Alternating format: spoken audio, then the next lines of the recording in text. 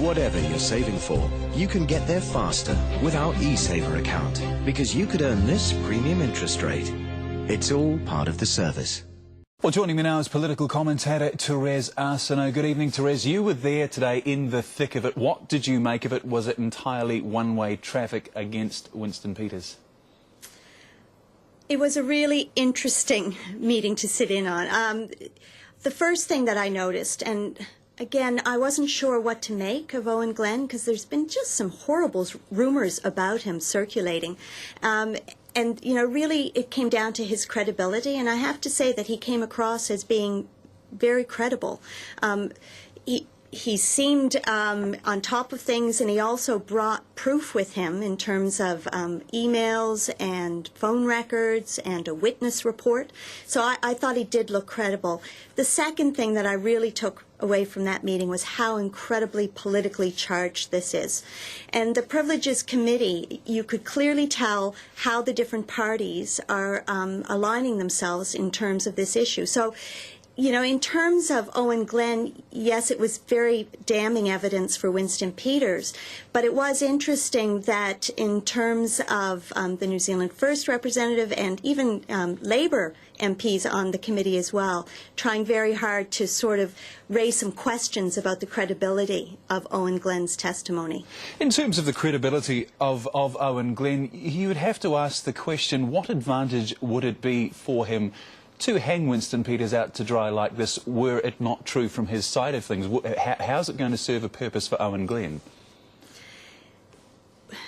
That's the question that everybody keeps coming back to. What incentive is there for him to get involved in all of this? Unless he actually is telling the truth and coming back trying to clear his name. And let's not forget, you know, that it's not just Owen Glenn. We also have Sir Robert Jones, who, you know, similar things have been said about him. He just doesn't remember. He doesn't have a very good memory. So there you have two people where you'd really have to ask, is there an incentive for them to be lying? And, you know, try as I may, I can't see what the incentive would be. Given the evidence that Owen Glenn came out with today, and phone numbers and records of phone numbers and so forth, how can Winston Peters pull things back tomorrow?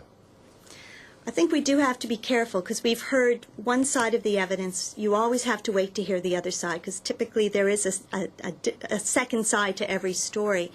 I think we had a hint of perhaps what will be raised. The Labour MPs in particular were talking a lot about whether Owen Glenn was certain he was actually talking to Winston Peters.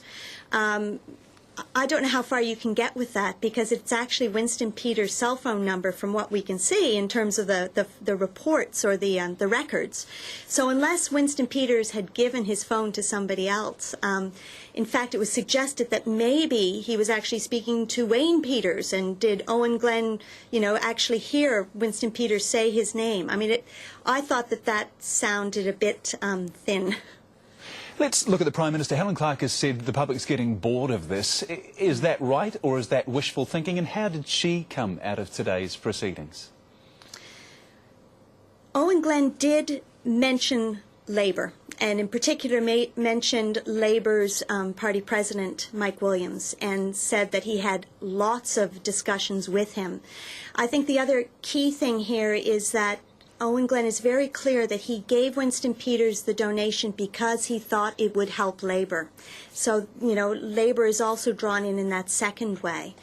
I think people are getting a bit bored with it. I think these sorts of stories tend to play very differently amongst the politicos, the people who are the political junkies.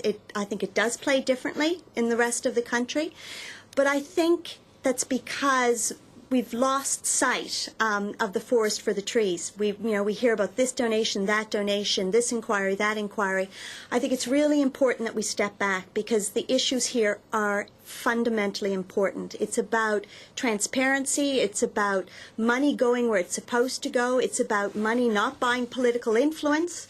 And it's about accountability because, you know, in the very bottom line is that ministers in our system are incredibly powerful, and they're meant to be held to the highest ethical standards, and they are meant to be held accountable and ultimately accountable to the Prime Minister. So that is how I think the Prime Minister is involved. with all that she knew back in February, or at least was alleged back in February, did she really handle this well? Was Winston Peters held to account soon enough? Looking at the worst case scenario for Winston Peters, would it now be too late for the Prime Minister to distance herself from Winston Peters? Well, she's always said that she was going to wait till the process played out. And I don't know that she can change that now. We'd want to see what the Privileges Committee actually decides, what the SFO decides, and of course there's also the police investigation, and the Electoral Commission is also looking for information. Now, some of those things have to do with New Zealand First Party, not specifically Winston Peters. The truth is, if she sticks to her position, or what she said all along, she said she'd wait to see the process out. That process has not finished. I do think, though, it is potentially damaging for Labour that they've stuck with Winston Peters this long, or at very least didn't try to get to the bottom of this issue back in February when it was first raised. All right, Therese, we will leave it there. Political commentator Therese Arseneau, thank you.